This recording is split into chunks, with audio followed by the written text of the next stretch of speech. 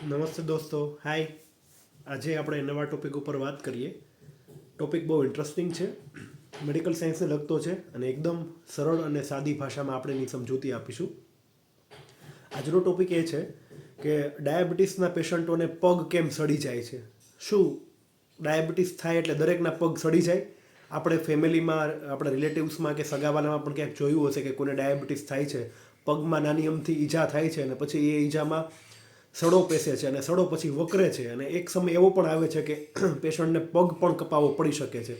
તો શું ડાયાબિટીસ થાય એટલે પગમાં એવું તો શું થાય છે કે પગ સડી જાય છે, અને હાથમાં કે એ જનરલી કેમ કંઈ સડો નથી બેસતો, પણ પગ એટલી હદે સડી જાય છે કે પગ કપાવવાનો વારો આવે. તો આ શું ડાયાબિટીસ સાથે કંઈ રિલેટેડ છે કે પછી કોઈ અલગ જ પ્રકારની વસ્તુ છે? એના વિશે આજે આપણે વાત કરશું. તો સર્વપ્રથમ આપણે એ વાત કરીએ કે ડાયાબિટીસમાં પગ કેમ સડી જાય છે ને બીજા બધા અંગોનો એટલો વારો કેમ પડતો નથી. મતલબ બીજા બધા જે હાથમાં કે માથામાં કે નાની મોટી ઇન્જરી થઈ હોય તો ત્યાં એવો સડો નથી લાગતો જેવો પગમાં લાગે છે. પછી પગ કપાવવા સુધી આપણે જવું પડે છે. તો આનું ઇમ્પોર્ટન્ટ કારણ, એક સૌથી પહેલું કારણ એ છે કે ડાયાબિટીસમાં આપણા શરીરની જે ચેતાતંત્ર છે અથવા આપણા જ્ઞાનતંતુઓ છે એ બધા ડાયાબિટીસમાં ઊંચા શુગરના કારણે અથવા તો આપણા શરીરમાં ખાંડનું પ્રમાણ ખૂબ ઊંચું રહેવાના કારણે એ નુકસાન પામે છે. અને નુકસાન પામેલા ચેતાતંતુઓ અથવા જ્ઞાનતંતુઓ બરાબર પોતાનું કાર્ય કરી શકતા નથી. હવે જ્ઞાનતંતુ અને ચેતાતંતુઓનું કાર્ય જો આપણે જોઈએ આપણા શરીરમાં શું છે, તો એ લોકોનું કાર્ય છે કે શરીરમાં કોઈ પણ જાતની ઈજા, દબાણ કે પ્રેશર કે કોઈ પણ જાતના સંવેગો કે સંવેદનાઓ હોય એ બધી સંવેદનાઓને એ આપણા મગજ સુધી લઈ આવે છે. બરાબર છે.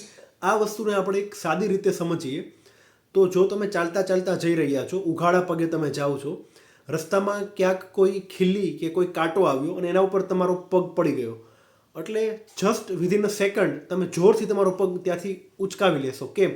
કારણ કે ત્યાં જે પેઇન થયું તમારા પગમાં એ જ્ઞાનતંતુઓ દ્વારા અથવા તો ચેતાતંત્ર દ્વારા, આપણા ચેતાતંતુઓ દ્વારા એ દુખાવાનો મેસેજ એ લોકોએ પાસ કર્યો આપણા બ્રેઇન સુધી. અને બ્રેઇન સુધી જેવો મેસેજ પાસ થયો, સ્પાઇનલ કોડ ને સ્પાઇનલ કોડથી બ્રેઇન, આપણી જે કરોડરજ્જુ હતી ત્યાંથી થઈને મગજ સુધી ગયું અને મગજે એને હુકમ આપ્યો કે ત્યાંથી પગ જલ્દી હટાવી લો. બરાબર? એટલે આપણો પગ સીધો વીજળીની ઝડપે ત્યાંથી ઉચકાઈ જશે. મતલબ આગળ જે આપણને ઈજા થવી જોઈએ એ ઈજા આગળ વધતી અટકી જાય આપણી. આને આપણે એક નોર્મલી ભાષામાં આપણે રિફ્લેક્સ કહીએ. રિફ્લેક્સ મતલબ શું? તો રિફ્લેક્સ મતલબ એવી વસ્તુ કે જે તમે અનાયસે તમે એવો રિસ્પોન્સ આપો છો કે જે તમારા શરીરને કોઈ પણ ડેમેજ કરે છે તો ડેમેજ આગળ વધતું અટકી જાય અને તમે જે તરત રિસ્પોન્સ આપો છો અને આપણે રિફ્લેક્સ કહીએ સાદી ભાષામાં.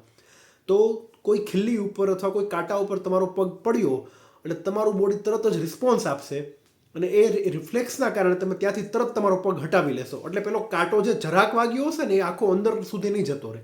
પણ જેમ મેં કહ્યું એમ ડાયાબિટીસના પેશન્ટમાં જ્ઞાનતંતુઓ અને ચેતાતંતુઓ પોતાનું કાર્ય બરાબર બજાવી શકતા નથી. એમનું કાર્ય શું છે કે દુખાવાના જે સંવેદનો છે એ સંવેદનાને એ મગજ સુધી લઈ જાય છે.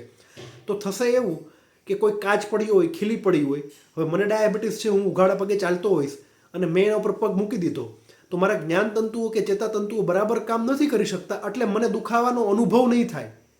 થશે તો બહુ ઓછો થશે અથવા તો મને નહિવત અનુભવ થશે. એટલે અનુભવ નહીં થાય અને ત્યાં મને કોઈ સારો મિત્ર રસ્તામાં મળી ગયો તો એની સાથે એક કાચના ટુકડા ઉપર ઊભો ઊભો લગભગ 15 મિનિટ હું વાતો કરી લઈશ. મતલબ કાચનો ટુકડો મારા પગમાં અંદર સુધી ઘૂસી જશે છતાં મને ખબર નહીં પડે એની.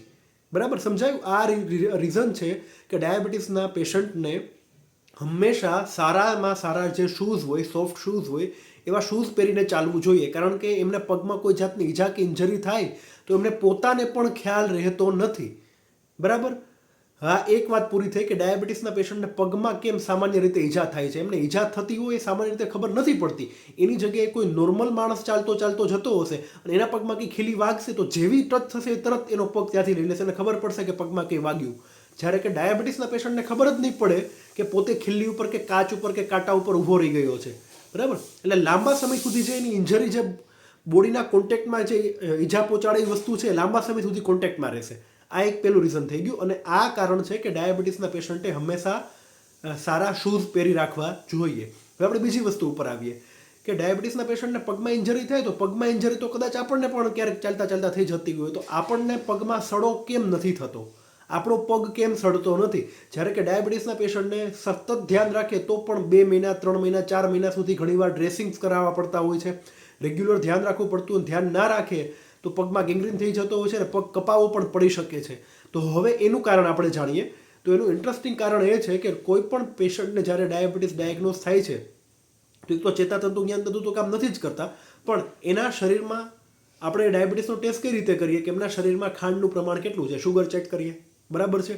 હવે લોહીમાં અથવા બ્લડમાં ખાંડનું પ્રમાણ વધે એટલે એને આપણે ડાયાબિટીસ કહીએ છીએ. એક સાવ સાદી સમજ છે. તો તમે જ વિચારો કે લોહી અને ખાંડ બે વસ્તુ ભેગી કરો એટલે શું થાય? યસ, દૂધ કોલ્ડ ડ્રિંક બની ગયું ને, ખાંડવાળું લોહી. તો બેક્ટેરિયાને ખાંડવાળા લોહીમાં ગ્રો થવાની બહુ મજા આવે. એટલે બેક્ટેરિયાને શું છે, ન્યુટ્રિશન પણ મળી રહે અને ખાંડ પણ મળી રહે. ખાંડ અને બ્લડ બંને વસ્તુ. એટલે એ જગ્યા બેક્ટેરિયા કોઈ દિવસ છોડે જ નહીં. ત્યાં ભયંકરથી અતિ ભયંકર પ્રકારના બેક્ટેરિયાનો ચેપ ઇઝીલી લાગી જાય ડાયાબિટીસના પેશન્ટને. કારણ કે ડાયરેક્ટ એ લોકોને દૂધ કોલ્ડ ડ્રિંક પીવા માટે મળે છે. આ દૂધ કોલ્ડ ડ્રિંક એક સાદી સમજ માટે હું વર્ડ યુઝ કરું છું કે બ્લડ પ્લસ ખાંડ એટલે દૂધ કોલ્ડ ડ્રિંક જેવું. એટલે બેક્ટેરિયાને મજા જ આવે. એટલે બેક્ટેરિયા ત્યાં ઇઝીલી ગ્રો થઈ શકે અને ડાયાબિટીસના પેશન્ટના પગને એ લોકો છોડશે નહીં. ત્યાં ઇઝીલી એમનો ગ્રો બહુ ઇઝી થઈ જશે કારણ કે એમને ખાંડ પણ મળી રહે છે બ્લડની સાથે સાથે, બરાબર છે.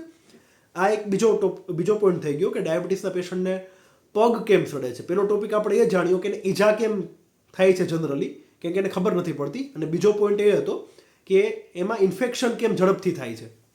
2 પોઈન્ટ થઈ ગયા. હવે ત્રીજો પોઈન્ટ, આનાથી બચવા માટે શું કરવાનું? તો આમાંથી બચવા માટે એક તો ડાયાબિટીસના પેશન્ટની આમ પણ થોડી ઇમ્યુનિટી ઓછી હોય છે. તો એ લોકો જ્યાં સુધી પગમાં કંઈ ઇન્જરી ના થાય એનું ખાસ ધ્યાન રાખવાનું કે પગમાં કોઈ જાતની ઇન્જરી થાય નહીં. અને આ માટે શું કરવાનું? તો સૌથી સારી વસ્તુ એ છે કે સોક્સ પહેરીને અથવા તો સારા પ્રકારના શૂઝ પહેરીને હંમેશા બહાર નીકળવું જોઈએ. ચાલતી વખતે ધ્યાન રાખવું જોઈએ અને પગનું એક્ઝામિનેશન કરતા રહેવું જોઈએ. હવે આમાં આપણે એમ થાય કે ઘણીવાર ડાયાબિટીસવાળાને હાથમાં પણ કંઈક વાગે છે, કંઈક વસ્તુ સુધારતા હોય ને હાથમાં ચપ્પુ વાગી ગયું. તો ત્યાં તો એવું નથી થતું કે હાથ કપાવવો પડતો હોય. થતું હશે પણ રેર કેસમાં. તમે એવું નહીં સાંભળ્યું હોય સગાવાલામાં ડાયાબિટીસ હતો ને હાથ કપાવવો પડ્યો. પણ ડાયાબિટીસ હતો અને પગ કપાવવો પડ્યો, આ તમે બહુ કોમનલી તમે જોયું હશે આસપાસના સગાવાલાઓમાં કે કોઈ આડોશ પાડોશમાં. તો એનું કારણ એ છે કે હાથમાં કોઈ ઈજા થાય ને તો એ આપણને દેખાય છે, બરાબર. આપણે કોઈ શાક સમારતા હોય ને એમાં જો આંગળીમાં ચપ્પુ વાગી જાય તો લિટરલી આપણને દેખાય છે કે અહીંયા મને વાગ્યું. એટલે આપણે એનું ધ્યાન ઓટોમેટિક રાખીશું. આપણે ત્યાં ડ્રેસિંગ કરીશું અને વહેલાસર આપણને ખબર પડી જશે. ડૉક્ટર પાસે જશું, આપણે ટીટીનું ઇન્જેક્શન લઈ લઈશું અથવા એન્ટીબાયોટિક ચાલુ કરી દઈશું. એટલે એ ઘાવને વકરવાના ચાન્સીસ બહુ ઓછા છે. એ ઘાવ વકરશે એવા કોઈ ચાન્સીસ નથી કારણ કે તમે પૂરી કેર લેશો. પણ પગ છે એ ઇઝીલી એક્સેસેબલ પાર્ટ નથી. ઇઝીલી એક્સેસેબલ મતલબ કેવું કે ઇવન કોઈ પગના તળિયામાં તમને કોઈ ઈજા થઈ હોય તો તમને પણ કોમનલી દેખાશે નહીં. ઇવન તમે નાઈને આવશો, જ્યારે તમે નાહવા જશો ત્યારે હાથમાં, પગમાં કે છાતીમાં કોઈ ઇન્જરી હશે તમને દેખાશે. પણ પગના તળિયાની ઇન્જરી ધ્યાન બહાર રહી જશે કારણ કે એ ઇઝીલી એક્સેસેબલ નથી. આપણે કોમનલી પગના તળિયામાં જોતા નથી ઊંચું કરીને પગના તળિયા કેવા દેખાય છે. એટલે એના કારણે એ તમને ખબર પણ પડશે, ત્યાંનો ઘાવ વકરશે તો પણ બહુ મોડી ખબર પડશે ને ત્યાં સુધીમાં ઘણું બધું મોડું થઈ ગયું હશે. ત્યાં સુધીમાં ઇન્ફેક્શન સારું એવું થઈ ગયું હશે અને સારો એવો બેક્ટેરિયાનો ગ્રોથ થઈ ગયો હશે. પછી એમાં તમે એન્ટીબાયોટિક આપો તો પણ એટલા સારા રિઝલ્ટ મળતા નથી.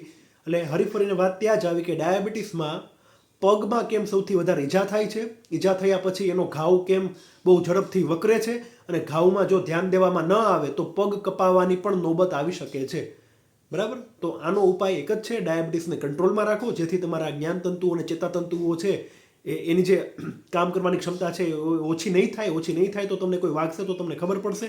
અને એમ છતાં પણ તમને જો ડાયાબિટીસ વધારે રહે છે તો પછી એક તો કંટ્રોલ કરવાનું ધ્યાન રાખવાનું જ છે. જો કંટ્રોલ નથી કરી શકતા અથવા તો તમે કંટ્રોલ કરવાની ટ્રાય કરો છો પણ થોડું વધારે રહે છે તો પણ તમારે પગની કેર કરવી જોઈએ. પગમાં હંમેશા તમારે સાચા અને સરસ મુલાયમ જે શૂઝ આવે એ પ્રકારના શૂઝ પહેરીને ફરવું જોઈએ જેથી પગની ઈજાને ટાળી શકાય. જો તમને જાણવા જેવું કંઈ લાગ્યું હોય અથવા કંઈ નવી વસ્તુ જાણવા મળી હોય તો મારી ચેનલને જરૂરથી સબસ્ક્રાઈબ કરજો.